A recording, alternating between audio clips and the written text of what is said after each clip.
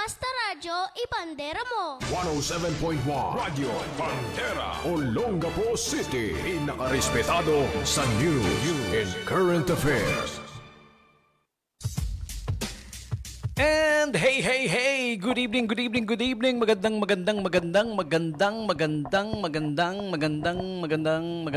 I could go on forever. Maganda. Maganda kayong lahat. Buti na lang ang pogi ko. Good evening, guys. Hi, how you doing? Tuesday edition of this radio show. This is Bandera Night Jams with yours truly, DJ Tommy G. Ayan, welcome. Muli na naman tayo magpapalitan ng exchange. Magpapalitan ng kuro-kuro. News and update, latest news and update, of course, from in and around the city, the beautiful city, Olongapo. All right. Okay. And what else? Yung mga kaganapan na gusto yung pag-usapan. And syempre, shoutouts, kasama yung shoutouts sa mga nakikinig sa atin sa live stream. You can tune into us now via the live stream. Just open up your Facebook browsers. Ano mang browser yan? Yung Firefox. Di ba? May Mozilla Firefox. Meron ding Google Chrome. Ano pa ba? Meron pa yung mga hindi ganong kilala. Merong Microsoft browser. Di ba? Yung Microsoft browser. Ano ba tawag nila doon? Microsoft browser lang din naman, no? Yeah, oo. Okay. Meron pa yung paborito ng mga parish priest na browser, Safari. Joke na naman yan. Ang paboritong browser, web browser, internet browser ng mga pari? Safari. Kayo, ano paborito yung browser? Ano sa inyo, ha? Yeah, latest news and update kanina, sabing gano'n, no? Nagpunta yung mga nagpunta? NBI, no? NBI ba? Tama ba? NBI, PNP, syempre may collaboration to with the local barangay. Di ba? Pinuntahan nila yung isang bahay sa Pundakit in San Antonio, Zambales. Alam nyo na kung sinong hinahanap. Siguro napanood nyo sa news, no? Sa mga hindi nakakaalam, ang hinahanap si Paring Atong. Si Paring Atong ang pare hinahanap kasi may pala siya doon, no? May pag-aari pala siya sa Pundakit, San Antonio, Zambales. Hindi San Antonio Spurs, ha? Iba yun, ha? Pero alam nyo, speaking of San Antonio Spurs, yung dating magaling na player nila, retired na, no? 'Di ba si Tim Duncan? Alam niya kung gaano ka-crazy sa basketball ang mga Pilipino. Kaya natuwa siya, no? Natuwa siya. Pumunta siya sa Pilipinas one time. Hindi sa San Antonio Pundakit, ha? Hindi sa Pundakit, San Antonio. Kaya pumunta siya ng Pilipinas, sabi niya, magtatayo ako ng business dito. Kasi mahal na mahal ng Pilipino ang basketball. Ang dami niya rin, na-realize niya, dami rin pala niyang fans. Lahat naman ng basketball superstars, maraming fans na Pinoy, di ba? Nagtayo siya ng business dahil mahal ng Pinoy yung basketball, tsaka siya, no? Ang tinayo niyang business ni Tim Duncan, Duncan Donuts.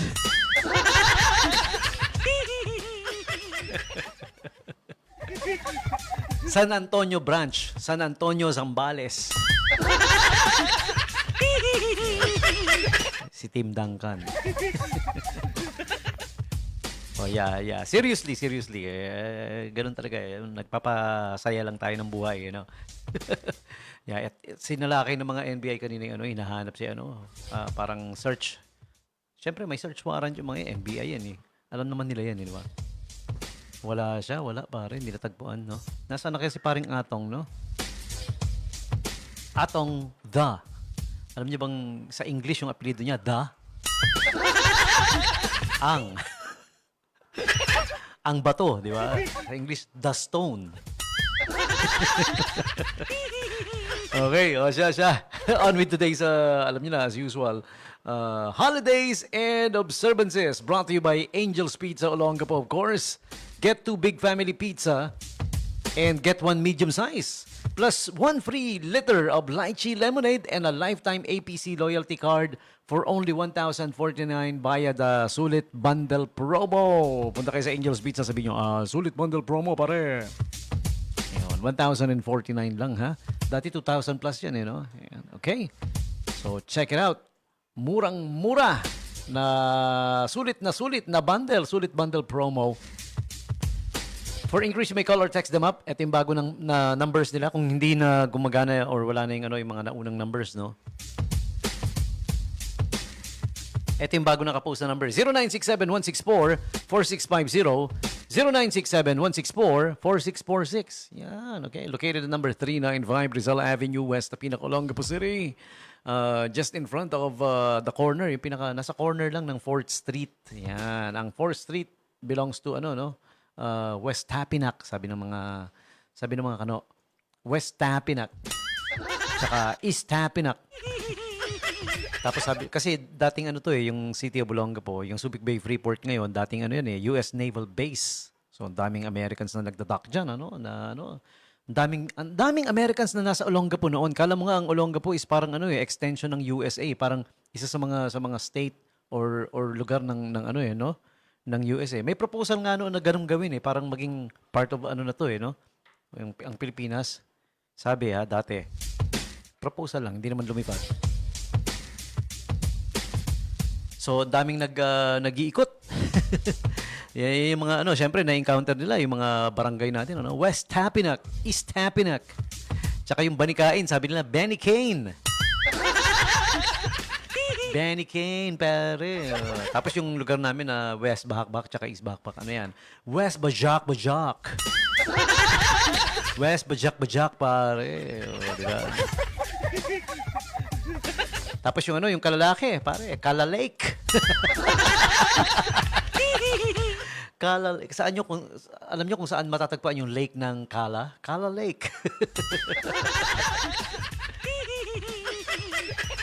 So, yung asinan naman, assignan. Nakakatuwa pakinggan yung mga pangalan ng barangay ng city natin from the American serviceman's mouth. Balik na tayo sa today's holidays and observances. Yan, eto na. For January, 20, no? Yeah, January 20. What do we have? What's happening?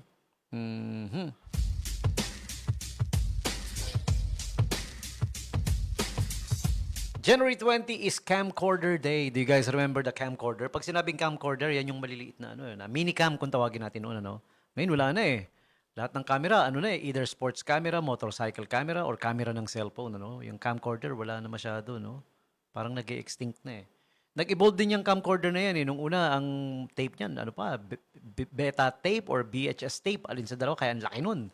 Camcorder yun, di ba? Then maliit na tape, Tapos naging maliit na CD. Yun, maliit na BCD. Maliit na DVD, nag-evolve. Hanggang sa naging, memory card na lang, Ayan. Up to now, memory card na lang. Yes. Diba? May malaking memory card, may maliit. Okay? So, tumigil muna dun sa, sa mini memory card. Mini SD kung tawagin, Okay, there you go. Camcorder Day, ang January 20 inauguration day in the US to, Yeah, okay. International Day of Acceptances. Mga pagtanggap. Yes, minsan yan lang ang kailangan natin sa buhay natin mga nangyayari para makapag-let go ng galit, ng sama ng loob. Acceptance, di ba? Di ba may kasabihan nga na alam mo yon, may prayer. Lord, please grant me the serenity to accept the change to accept the things that I can change. Ayun. God grant me the wisdom pala to change the things I can and the serenity to accept the things I cannot. And the wisdom to know the difference. Yun. There you go. Mahaba yun Sensya na, hindi ko na gaanong maalala kaya nag-uutal-utal, nagmamali-mali ako Pero yun. God, please grant me the serenity to change the things I can and to accept the things I can't. And the wisdom to know the difference. Oh, ganda, di ba? Ganda! Ang ganda-ganda. Parang yung kapitbahay mo, ang ganda. Hindi ka lang makaporma, nandiyan si Mahal.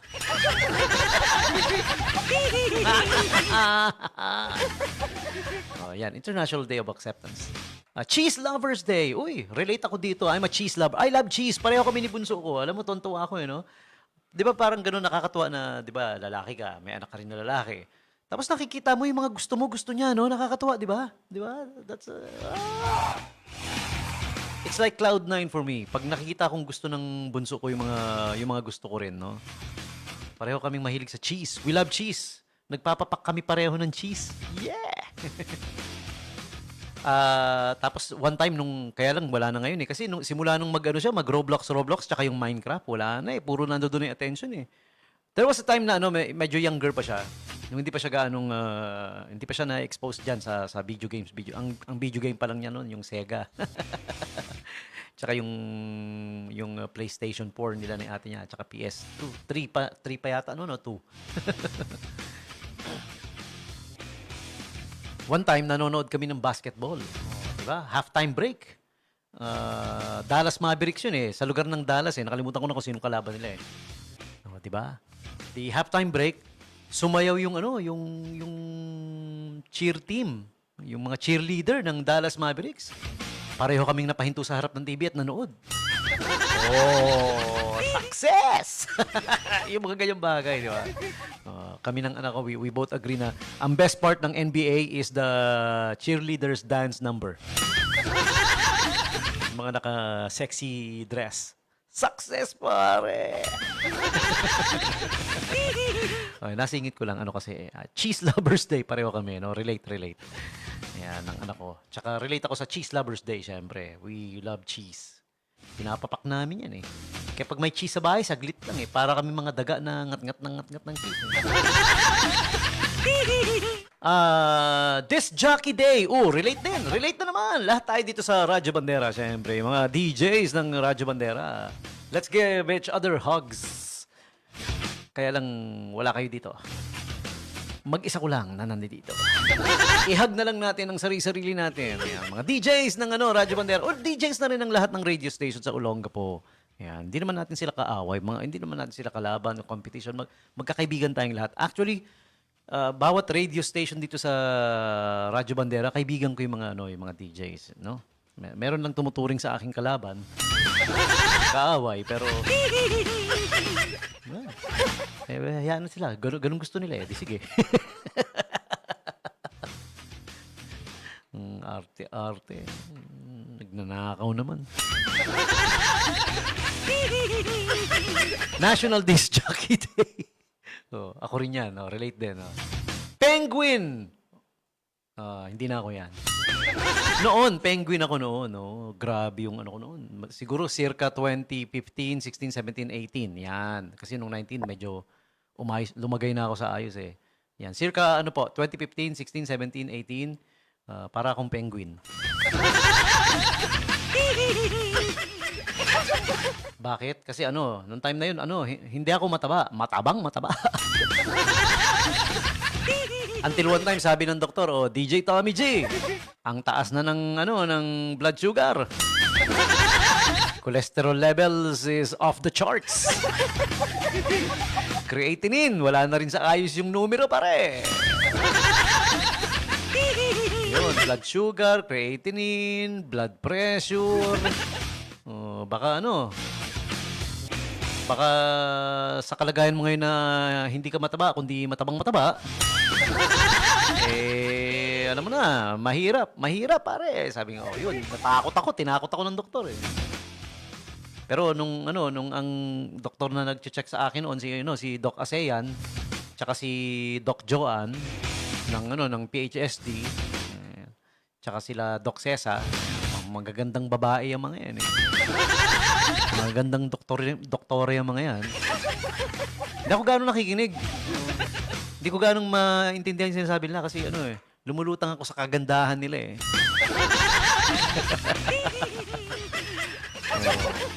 Swerte kami sa SBMA. Kami lang ang may Public Health and Safety Department na may magagandang doktora. Diba? Oo. Sabi ko nga ay salamat, may magaganda kaming doktora kasi buti na lang ang pogi ko.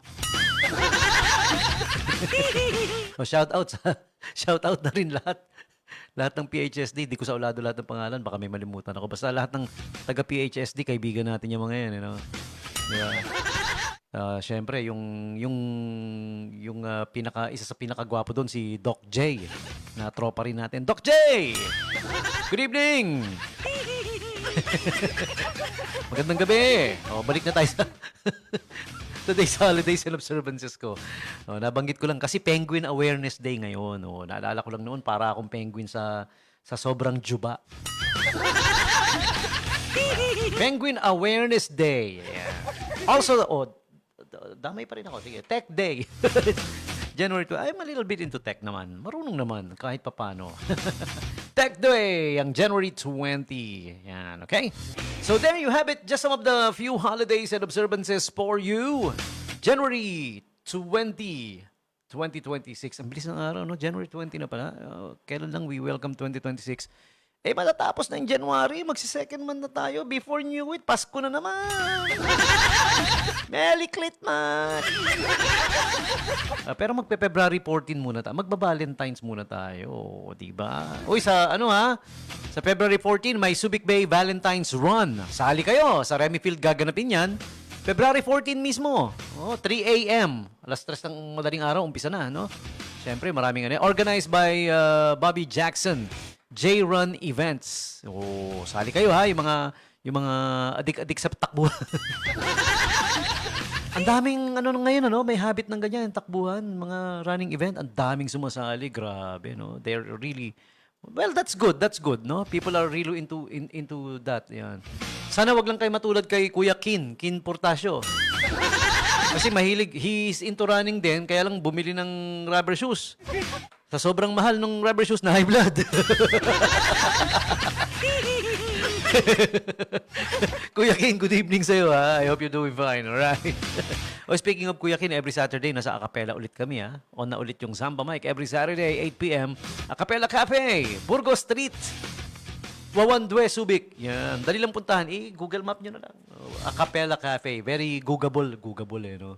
Searchable naman yan, no? Nasa Google Map siya. Okay.